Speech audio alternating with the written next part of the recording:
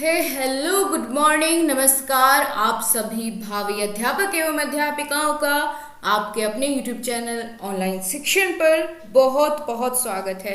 दोस्तों मैं हूं आपके साथ अंजलि बालियान और आप सभी साथियों का एक बार फिर से स्वागत करती हूं आपकी टॉप 30 क्वेश्चंस की सीरीज में। आज ये 17वें नंबर का प्रैक्टिस सेट होने वाला है जिसमें हम ईवीएस के टॉप 30 एमसीक्यूज क्वेश्चंस को सॉल्व करेंगे जो कि सभी प्रश्न आपके प्रीवियस ईयर पेपर में पूछे जा चुके हैं।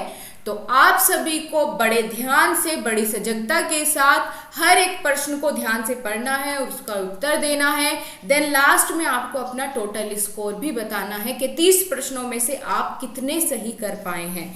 तो दोस्तों बिना देरी किए शुरुआत करते हैं अपने आज के इस धमाकेदार प्रैक्टिस सेट की। तब तक आप फटाफट से अपने दोस्तों को बुला लीजिए, लिंक को कॉपी करके उनको शेयर कर दीजिए। तो चलिए दोस्तों, आपकी स्क्रीन पर है पहला प्रश्न और इस प्रश्न में आपसे पूछा गया है वायु दाब नापने वाला यंत्र किस नाम से जाना जाता है। बड़ा बढ़िया क्वेश्चन है दोस्तों, पहला ही प्रश्न बहुत अच्छा है। पूछा है जो वायु दाब नापने वाला यंत्र होता है उसे हम किस नाम से जानते हैं। बैरोमीटर, थर्मामीटर, सिस्मोग्राफ या फिर हाइग्रोमीटर। जल्दी से आप सभी लोग इसका आंसर करिए। बड़ा ही आसान सा और अच्छा प्रश्न है। किसका प्रयोग करते हैं आप वायु दाब मापने के लिए। सो गाइज आप सभी इस क्वेश्चन का सही उत्तर दे रहे हैं। वायु दाब मापने वाले यंत्र को हम बैरोमीटर कहते हैं। क्या कहते हैं? बैरोमीटर कहते हैं। ऑप्शन ए एकदम सही है। ठीक है। टेम्परेचर मापने के लिए शरीर का ताप थर्मामीटर होता है। ठीक है। आर्द्रता मापने के लिए हाइड्रोमीटर होता है और भूकंप की तीव्रता मापने के लिए सिस्मोग्राफ का इस्तेमाल किया जाता है। आगे चलते हैं, अगले प्रश्न में आपसे पूछा गया है बीटी कपास है। बीटी कपास क्या है बताइए।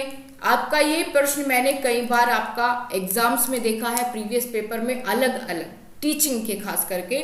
तो बताइए बीटी कपास क्या है। ऑप्शन ए एक संकर पौधा है, ऑप्शन बी एक ट्रांसजेनिक पौधा है, या फिर सी एक प्राकृतिक पौधा है, या फिर एक औषधीय पौधा है। तो बताइए बीटी कपास क्या है। इनमें से आप सही जवाब किसको चुनने वाले हैं। देखिए गाइस, इसमें सही जवाब हो जाएगा ऑप्शन नंबर आपका बी, ट्रांसजेनिक पौधा। बीटी कपास जो है ये आपका एक ट्रांसजेनिक पौधा है जिसमें क्या होता है, प्राकृतिक रूप से कीटनाशक उत्पादित करने की क्षमता होती है। वो अपने आप ही कीटनाशक उत्पादित कर सकता है जिस कारण वे स्वयं ही हानिकारक कीटों से अपनी क्या कर लेता है, सुरक्षा कर लेता है। और इसी गुण के कारण इसको बीटी कपास या बीटी नाम से जाना जाता है क्योंकि इसमें बीटी नामक जीवाणु भी उपस्थित रहता है। बीटी की फुल फॉर्म होगी बैसिलस और बैसिलस थुरिंजिनसिस। ठीक है, इस तरह से। तो फुल फॉर्म आपसे नहीं पूछी जाएगी, आपसे बस इतना पता होना चाहिए कि बीटी कपास क्यों कहते हैं और ये कैसा पौधा है। तो ये ट्रांसजेनिक पौधा है, ये खुद ही क्या कर सकता है, कीटनाशक से अपनी रक्षा कर सकता है। अगला प्रश्न है आपकी स्क्रीन पर, कौन सा वायुमंडलीय प्रदूषक अम्लीय वर्षा का मुख्य कारक होता है। बहुत अच्छा क्वेश्चन है दोस्तों। अम्लीय वर्षा किसके कारण होती है, SO2 के, H2S के, या HCl के, या फिर N2 के। तो बहुत अच्छा सा क्वेश्चन है दोस्तों। यहाँ पर आपका ऑप्शन कौन सा सही आप चुनेंगे, जल्दी जल्दी से कमेंट सेक्शन में लिखिए।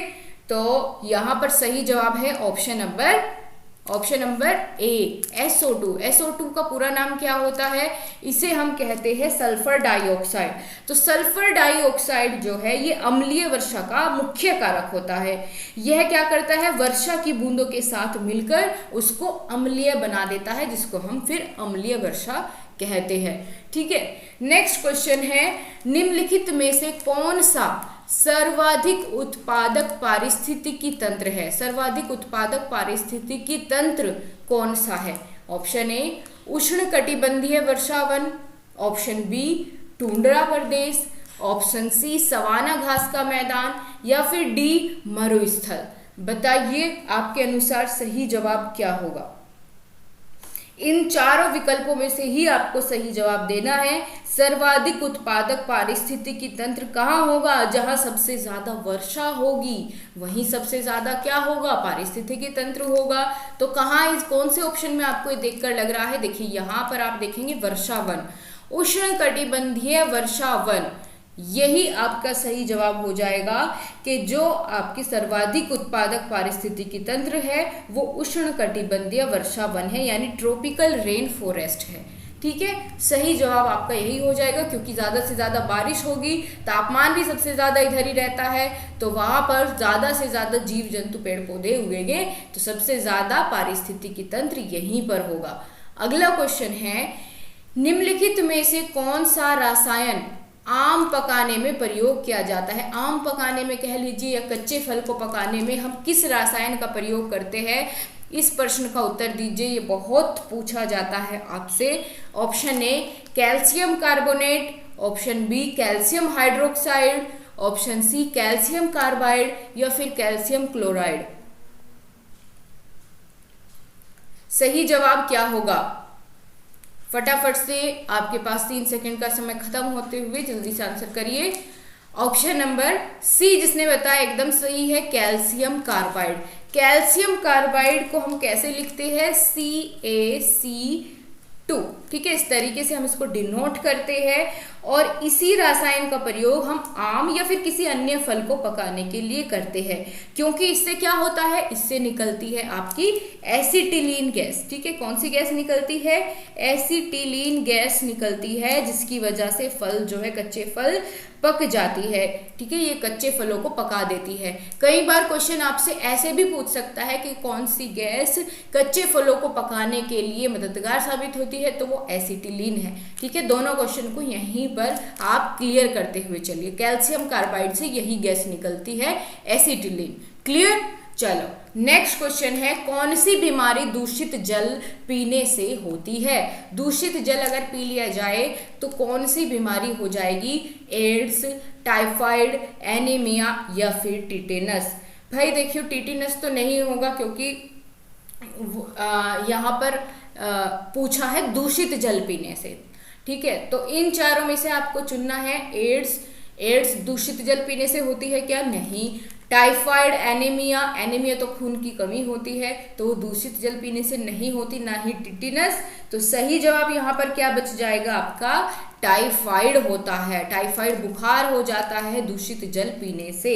ठीक है, टाइफाइड रोग किस जीवाणु से होता है? कई बार ये भी पूछ लिया जाता है, तो इसके आपको बताना है जीवाणु का नाम। जीवाणु कौन सा होता है जिससे टाइफाइड रोग फैलता है? उसका नाम होता है साल्मोनेला। ठीक है, साल्मोनेला टाइफोसा। ठीक है, यहाँ पर मैं लिख देती हूँ ताकि आपको ये याद भी रहे। अगर आता भी है तो आप ऑप्शन में देख करके इसको पहचान लें। ठीक है, टाइफोसा से टाइफाइड बन गया, इस तरीके से आप इसको कनेक्ट कर सकते हैं। तो इस जीवाणु से ये रोग होता है, और इसको हम एक और नाम से जानते हैं टाइफाइड को, क्या? आंत का बुखार। इसको आंत का बुखार भी कहते हैं, और ये दूषित जल पीने से होता है। नेक्स्ट क्वेश्चन है दोस्तों, निम्नलिखित में से कौन सी ग्रीन हाउस गैस नहीं है?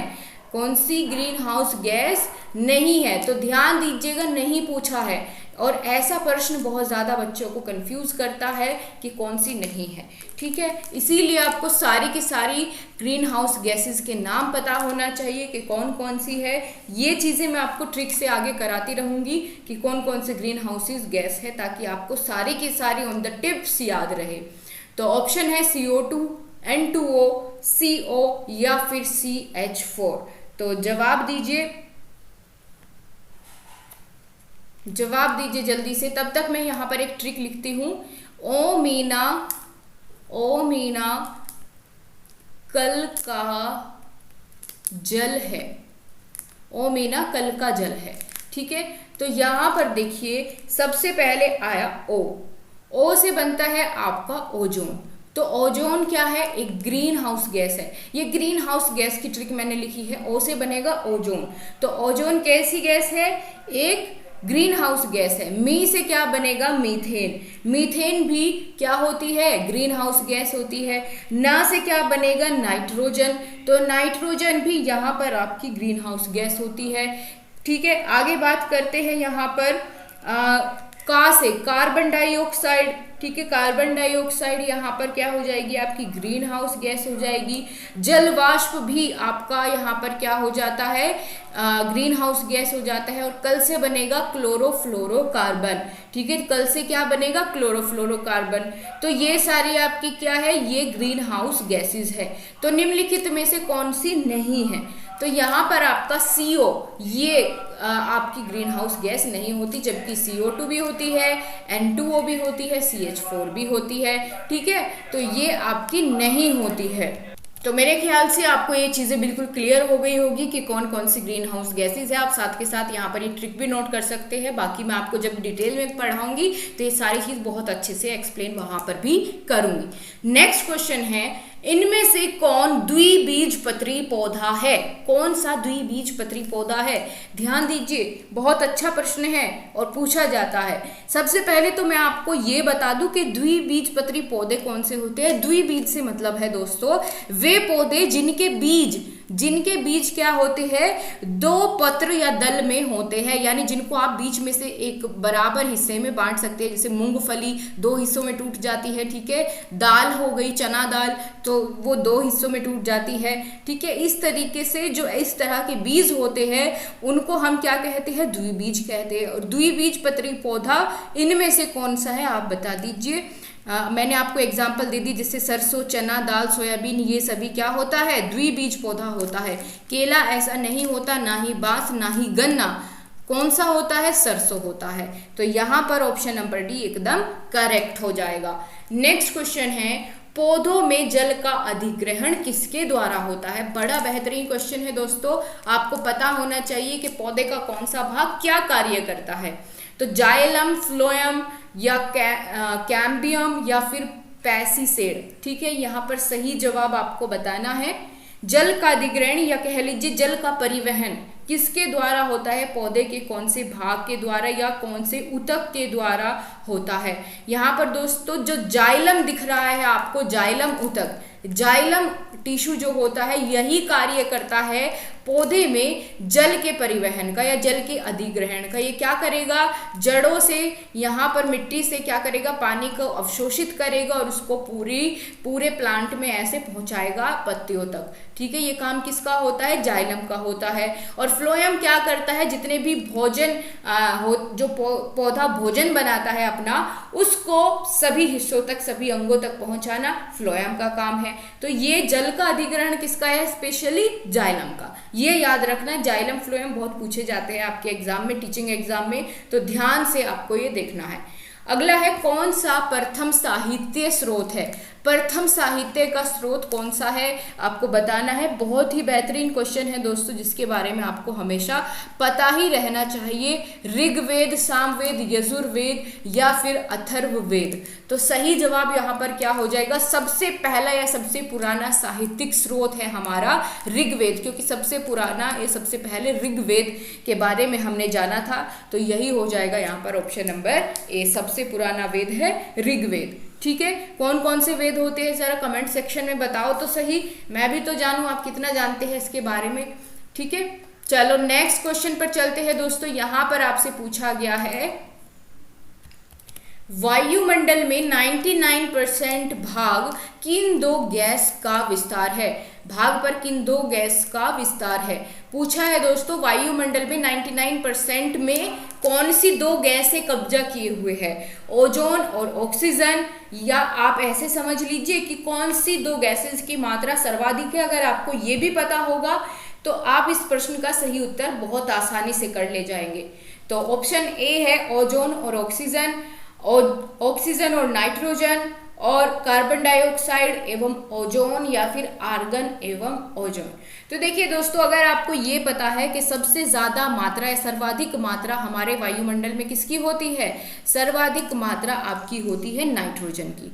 ठीक है, किसकी होती है, नाइट्रोजन की होती है, नाइट्रोजन, ठीक है। नाइट्रोजन की सबसे ज़्यादा मात्रा आपके वायुमंडल में होती है और वो भी कितनी, 78.03% यहाँ पर नाइट्रोजन की मात्रा होती है। उसके बाद नंबर आता है किसका, आपका ऑक्सीजन का, ठीक है। दूसरे नंबर पर सर्वाधिक गैस कौन सी होती है, ऑक्सीजन, जो कि हमारे वायुमंडल में 20.99% या लगभग आप कह लीजिए 21% जो हिस्सा है वो आपका ओजोन लेयर का है, ठीक है।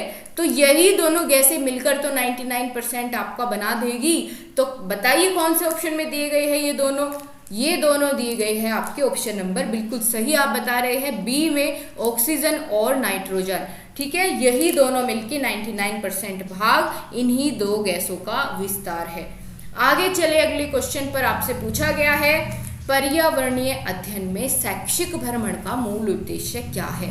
आप बच्चों को शैक्षिक भ्रमण के लिए लेके जाते हैं कहीं घुमाने, किसी म्यूजियम में या किसी पौराणिक स्थल पर, तो उसके पीछे क्या उद्देश्य होता है आपका एक टीचर होने के नाते, कि आप बच्चों की ऊर्जा को विकसित करें या छात्रों के लिए प्रत्यक्ष अनुभव उनको प्रदान करें या उनके सामाजिकरण को बढ़ावा दे या फिर टीम भावना को बढ़ावा दे। देखिए दोस्तों, यहाँ पर आपके पॉजिटिव तो 4 ऑप्शन हैं, लेकिन आपको बेस्ट चुनना है कि आपका मेन क्या उद्देश्य होता है। बच्चों को ऐसे भ्रमण पर ले जाना, घटना स्थल पर ले जाके वहीं वो सारी चीज़ें दिखाना जिनके बारे में आप उसको सिखाना चाहते हैं। तो उसका अर्थ ये होता है या उसका उद्देश्य मेनली ये होता है कि आप बच्चे को ज़्यादा से ज़्यादा प्रत्यक्ष अनुभव करवाए, ठीक है, प्रत्यक्ष अनुभव करवाए। जैसे बच्चे को आप बहुत सारे वाइल्ड एनिमल्स के बारे में अगर आप बता रहे हैं तो आप उनको जू में घुमाने के लिए ले जाए, बच्चे वहाँ पर अपनी आंखों से देखें, यानी प्रत्यक्ष अनुभव प्राप्त करें, ठीक है। तो यहाँ पर ऑप्शन नंबर बी एकदम क्या हो जाएगा, करेक्ट हो जाएगा। देन आगे बढ़ते हैं अगले क्वेश्चन की ओर। आगे आपसे पूछा गया है कार्यकीय रूप से शुष्क मिट्टी की क्या विशेषता होती है। इसको कैसे आप पहचानेंगे, जो शुष्क मिट्टी होती है उसकी क्या विशेषता है, उसमें अधिक जल होता है या फिर पौधों को प्रकाश पर्याप्त नहीं मिलता या फिर मिट्टी में लवण सांद्रता अधिक होती है या फिर ऑप्शन नंबर डी मिट्टी अधिक कठोर होती है। 133वें प्रश्न का आपको सही जवाब देना है। क्या कारण होता है यहाँ पर आपका कार्यकीय रूप से शुष्क मिट्टी की विशेषता इनमें से कौन सी होने वाली है। देखिए दोस्तों, इसका सही जवाब आप लोग अलग अलग ऑप्शन पर टिक कर रहे हैं, लेकिन यहाँ पर ऑप्शन नंबर सी मिट्टी में लवण सांद्रता अधिक होगी अगर वह शुष्क मिट्टी होगी, ठीक है। तो इसीलिए यहाँ पर आपका ऑप्शन नंबर सी एकदम सही हो जाएगा। नेक्स्ट क्वेश्चन पर हम चलेंगे। यहाँ पर आपसे पूछा गया है सतत और व्यापक मूल्यांकन क्यों आवश्यक है। बताइए, जवाब दीजिए। बड़ा अच्छा प्रश्न है ये। सिर्फ आपका ईवीएस में ही नहीं, ये आपका इस तरह के देखिए पेडागोजी का क्वेश्चन आ गया ये आपका, ये आपका UP TET, C TET, super TET, KVS कहीं चला जाओ, ये इस तरह का प्रश्न आपको देखने को मिल जाएगा, ठीक है। और यहाँ पर सिर्फ ईवीएस तक ही सीमित नहीं है, ये आपका सीडीपी में पूछा जा सकता है, ये आपका हिंदी में भी पूछा जा सकता है कि भाई मूल्यांकन क्यों आवश्यक है। मूल्यांकन तो आप प्रत्येक विषय में करते हैं बच्चे का, तो क्यों आवश्यक है ये आपको पता होना चाहिए।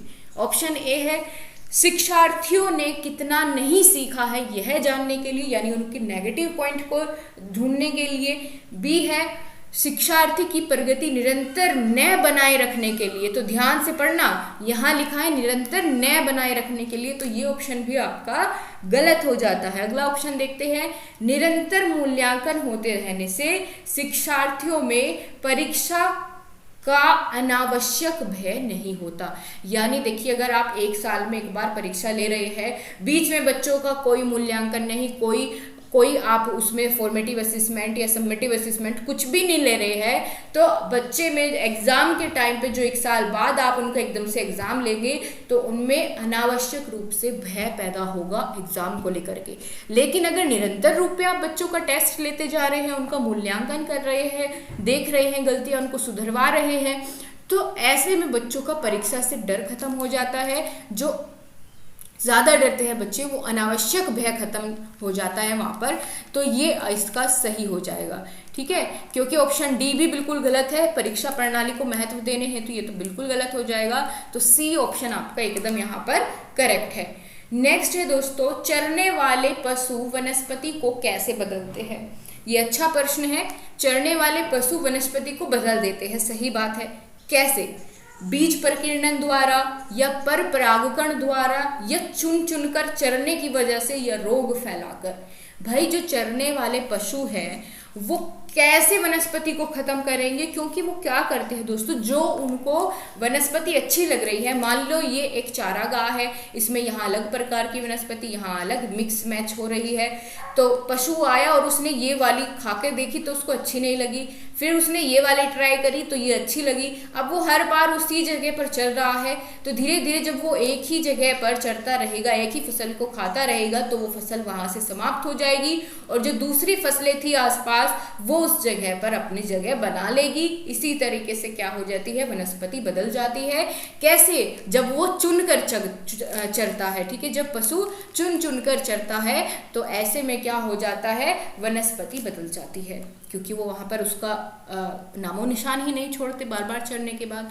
आगे चलते हैं, निम्नलिखित में से कौन स्वस्थ अस्थियों के लिए आवश्यक है? भाई अगर आप अपनी हड्डियों में मजबूती चाहते हैं तो आपको किसकी आवश्यकता है? पोटेशियम और विटामिन के की, या फिर कैल्शियम और विटामिन ई की, या कैल्शियम और विटामिन सी की, या कैल्शियम और विटामिन डी की। देखिए बच्चा बच्चा जानता है कि सूर्य की किरणें या सूर्य के प्रकाश से हमें मिलता है विटामिन डी, और कहते हैं ना कि सुबह के समय थोड़ी देर धूप में बैठना चाहिए, जिससे आपको आपकी शरीर को आवश्यक जो विटामिन डी है वो मिल जाए, जिससे आपकी हड्डियां मजबूत बनी रहे। और दूसरा होता है कैल्शियम, जो कि हड्डी की मजबूती के लिए या उसके स्वास्थ्य के लिए बहुत अच्छा होता है। तो कैल्शियम और विटामिन डी, ऑप्शन डी एकदम सही जवाब है। ठीक है, विटामिन डी का रासायनिक नाम जो मुझे बताएगा उसका नाम मैं नेक्स्ट क्लास में जरूर अनाउंस करूंगी। विटामिन डी का रासायनिक नाम फटाफट से कमेंट सेक्शन में लिख देना बाद में। ठीक है, अभी लिखोगे तो मैं देख नहीं पाऊंगी उतना, लास्ट में मैं आपके सारे कमेंट्स देखती हूँ, आपका जो भी सजेशन रहता है आप वो भी लिखा करिए। और क्लास पसंद आती है नहीं आती है वो चीज़ें भी आप खुलकर बता सकते हैं। ठीक है, वो आप ही के लिए है, और जो भी कुछ सुधार करना होगा आप मुझे बताइए, मैं उन चीज़ों को ऐड ऑन करती हुई चलूँगी, क्योंकि आपके लिए ये क्लास है। ठीक है, आगे चलते हैं, भारत में हिमालय की सबसे ऊंची चोटी का नाम क्या है? भारत में जो सबसे ऊंची चोटी है हिमालय की, उसका नाम क्या है? Mount K two, mount Everest, mount Kanchenjunga, या माउंट धौलागिरी। 137वीं का सही जवाब दीजिए। क्या हो जाएगा यहाँ पर आपका बिल्कुल करेक्ट? अब बहुत सारे बच्चे यहाँ पर गलती करने वाले हैं ऑप्शन बी चुनकर, माउंट एवरेस्ट। दोस्तों माउंट एवरेस्ट सबसे ऊंची चोटी जरूर है हिमालय की, लेकिन वो भारत में नहीं है। तो फिर कहाँ है? माउंट एवरेस्ट तो नेपाल में है, और नेपाल में इसी को सागर माथा कहते हैं। तो ये तो यहाँ पर ऑप्शन एलिमिनेट हो गया। अब बाकी तीन आपको चुनने हैं, माउंट केटू, माउंट कंचनजंगा और माउंट धौलागिरी में से आप किसको चुनने वाले हैं? दूसरे नंबर पर आती है आपकी भारत की सबसे ऊंची चोटी है माउंट केटू। ठीक है, तो यहाँ पर आपका एकदम सही जवाब है, लेकिन ये भी अब पाक अधिकृत कश्मीर में चली गई है, पीओके में चली गई है। इसकी लंबाई है 8611 मीटर। ठीक है, तो ये हो गया। अब दोस्तों यहाँ पर ये तो नहीं लिखा कि पूर्णतः भारत में स्थित, अगर ये लिखा होता कि पूर्णतः भारत में स्थित सबसे ऊंची चोटी तो फिर कंचनजंगा हो जाती, क्योंकि तीसरे नंबर की कंचनजंगा है जो कि सिक्किम में है। अब ये है पाक अधिकृत कश्मीर में, लेकिन भारत उसको अपना ही हिस्सा मानता है, इसलिए यहाँ पर ऑप्शन नंबर ए माउंट केटू, और मानता नहीं वो है ही भारत का हिस्सा, तो यहाँ पर माउंट केटू सही जवाब है। आगे चलते हैं, जो कि यहाँ पर एग्जामिनर ने भी माना है।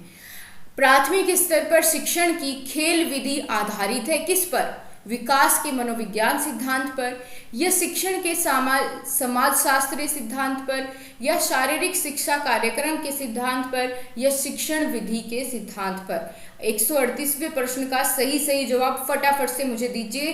क्या आप जानेंगे इसके बारे में? देखिए, प्राथमिक स्तर पर शिक्षण की जो खेल विधि होती है वो आधारित होती है किस पर? किस पर आधारित होती है? शिक्षण विधि के सिद्धांतों पर, क्योंकि उसके साथ साथ आपको शिक्षण भी तो कराना होता है बच्चे को, उसकी रुचि के अनुसार। कराना शिक्षण ही है, लेकिन उसकी रुचि के अनुसार, खेल खेल में, ठीक है। तो यहाँ पर इसीलिए ऑप्शन नंबर डी एकदम करेक्ट हो जाएगा। आगे चलते हैं दोस्तों। आगे आपसे पूछा गया है वायुमंडल की सबसे निचली परत का क्या नाम है। बहुत ही बेहतरीन सा क्वेश्चन है और आपसे ये अलग अलग एग्जाम में बहुत बार पूछा गया है वायुमंडल की परतों से संबंधित, और इसको मैंने आपको ट्रिक से पहले भी कराया हुआ है, मैं फिर से कराऊंगी जब इसको पूरा डिटेल्ड पढ़ाऊंगी। तो वायुमंडल की परतें कौन कौन सी होती है?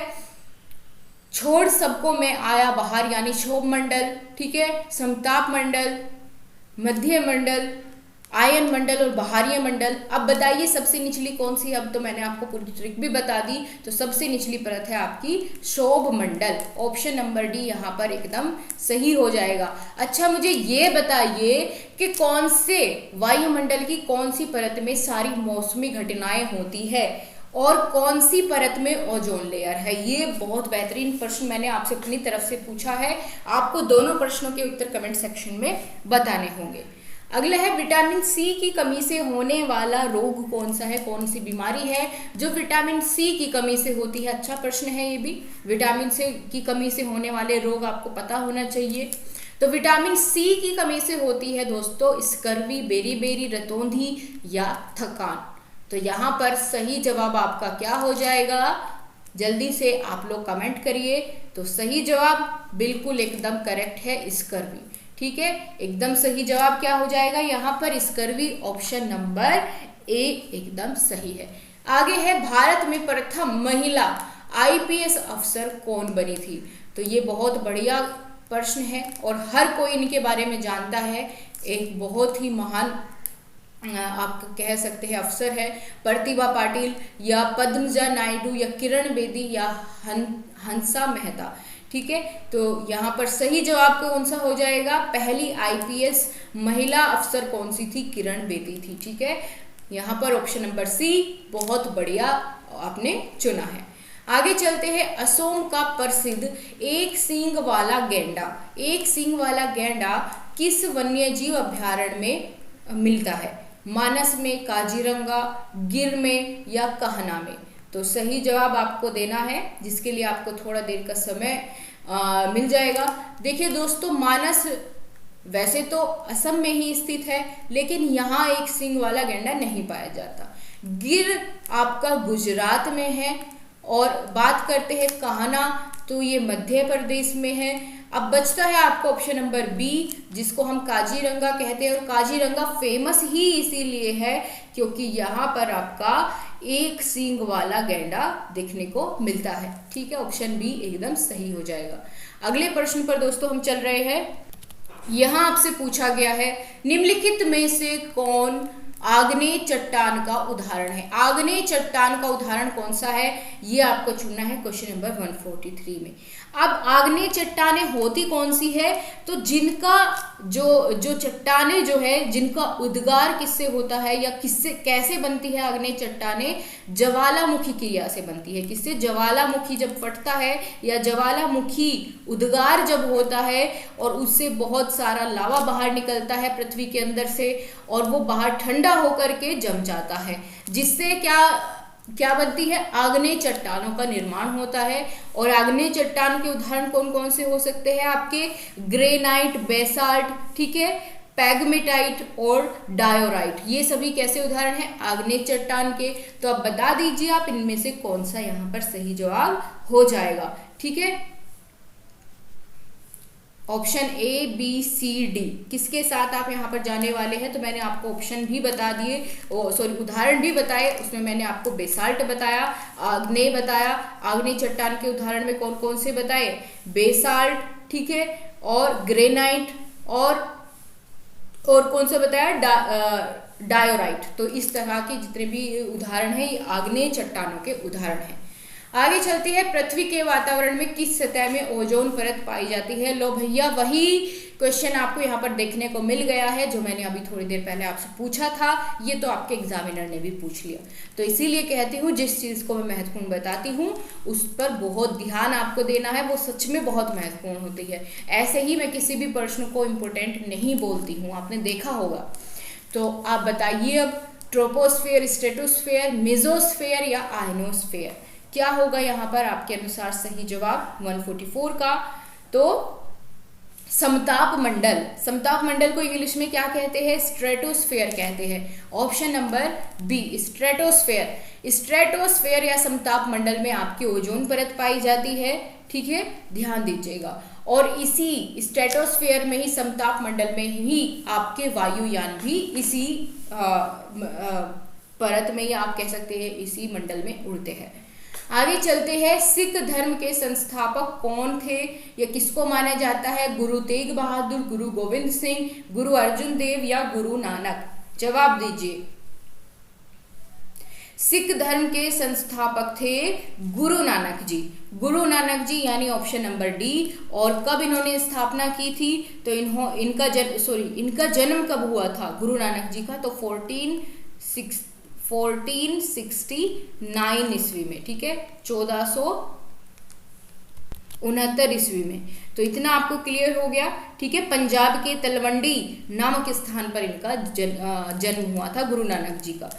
आगे चलते हैं, आपका क्वेश्चन नंबर 146, भूकंप की तीव्रता नापने वाला यंत्र कौन सा है? तो जाने अनजाने में इस प्रश्न को भी मैंने ऊपर एक्सप्लेन कर दिया था, जहां पर वायु दाब मापने वाला यंत्र मैंने आपको समझाया था। तो फटाफट से अब आप आंसर करेंगे। इसका सही जवाब क्या हो जाएगा? फिजियोग्राफ, सिस्मोग्राफ, कार्डियोग्राफ या फिर बैरोग्राफ।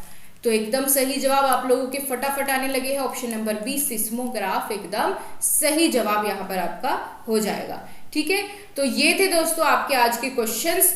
आपने कितना स्कोर किया है आज के इस प्रश्नों में, तो आपको फटाफट से अपना स्कोर बताना है। सॉरी, अभी यहाँ पर इसमें 3 क्वेश्चन और बाकी है, वो भी मैं आपको करा दूं फटाफट से। पहले अभी कहाँ जा रहे हो? अभी तो आपके ये 4 क्वेश्चन बाकी है। बताइए, दक्षिणी गोलार्ध का सबसे लंबा दिन किस दिन को कहा जाता है? कौन सा दिन होता है दक्षिणी गोलार्ध का सबसे लंबा दिन? तो सबसे लंबा दिन कब होगा? जब सूर्य दक्षिणी गोलार्ध के बिल्कुल सामने होगा, ठीक है। तो वो 21 मार्च होगी, 21 जून होगा, 23 सितंबर होगा या 22 दिसंबर होगा, ठीक है। बताइए, जब मकर रेखा के बिल्कुल लंबवत होता है सूर्य, तो वो कब होता है? 22 दिसंबर को, ऑप्शन नंबर डी। 22 दिसंबर को दक्षिणी गोलार्ध का सबसे लंबा दिन होता है, क्योंकि मकर रेखा के लंबवत सूर्य चमकता है, जिससे दक्षिणी गोलार्ध में सबसे लंबा दिन और सबसे छोटी रात होती है। इसी दिन क्या मनाया जाता है? मकर संक्रांति मनाई जाती है। नेक्स्ट क्वेश्चन है दोस्तों, सत्यार्थ प्रकाश के लेखक का नाम बताइए। बहुत ही फेमस पुस्तक है सत्यार्थ प्रकाश। इनके जो लेखक है वो कौन है? स्वामी दयानंद सरस्वती, स्वामी विवेकानंद, राजा राम मोहन रॉय या मदन मोहन मालवीय? तो 148 का सही जवाब क्या होगा? बिल्कुल सभी जानते हैं, स्वामी दयानंद सरस्वती जी की पुस्तक है सत्यार्थ प्रकाश। आगे चलते हैं, बिहू भारत के किस राज्य का लोक नृत्य है? बहुत ही बेहतरीन क्वेश्चन है दोस्तों। बिहू पूछा है आपका, किससे संबंधित है? बिहू जो डांस है, लोक नृत्य है, वो राजस्थान से, तमिलनाडु से, उत्तर प्रदेश से या असम से? जवाब दीजिए, क्या हो जाएगा? 149 का एकदम करेक्ट हो जाएगा, असम। ये असम का लोक नृत्य है बिहू, ठीक है। क्या हो जाएगा? असम का बिहू हो जाएगा। उत्तर प्रदेश का कमेंट सेक्शन में आपको बताना है। नेक्स्ट है, खाद्य श्रृंखला के परस्पर समूह को क्या कहते हैं? जब बहुत सारी फूड चेन एक साथ जुड़ जाती है तो उसको आप क्या कहेंगे? उनके ग्रुप को या समूह को क्या कहेंगे? खाद्य चक्र कहेंगे, श्रृंखला अभिक्रिया कहेंगे, खाद्य जाल कहेंगे या बायोमास का पिरामिड आप इसको नाम देंगे? तो जल्दी से कमेंट सेक्शन में बताइए आप इसका कौन सा ऑप्शन चुनने वाले हैं। बिल्कुल सही जवाब वो बन जाता है खाद्य जाल। जब बहुत सारी खाद्य श्रृंखला फूड चेन एक साथ मिल जाती है तो वो क्या कहलाएंगी? खाद्य जाल कहलाएंगी। अब आप बताइए, आपके इन 30 प्रश्नों में से कितने प्रश्नों के उत्तर आपने सही दिए हैं? अब दोस्तों कल वाले प्रैक्टिस सेट की बात करती हूँ, किस किसने अपना स्कोर बताया। सुलेखा चौरसिया 30/30, बहुत अच्छा, बहुत बेहतरीन काम आपने किया। और इसके बाद अगर बात करते हैं, रबीता ने भी अपना स्कोर बताया। रबीता का स्कोर था 24 आउट ऑफ 30। कोई बात नहीं है रबीता, ये भी अच्छा स्कोर है। आप धीरे धीरे क्या करेंगे, मेहनत करेंगी तो बहुत आसानी से आप इस स्कोर को और ज़्यादा सुधार पाएंगी। ठीक है, और इसी के साथ दोस्तों आज की क्लास को हम यहीं पर समाप्त करेंगे। आप लोग भी अपना कमेंट सेक्शन में टोटल स्कोर ज़रूर बताइए, और क्लास कैसी लगी ये भी आपको बताना है। अच्छी लगी है तो लाइक और शेयर करना है। मिलेंगे आपसे अगले प्रैक्टिस सेट में, तब तक के लिए नमस्कार, जय हिंद, वंदे मातरम।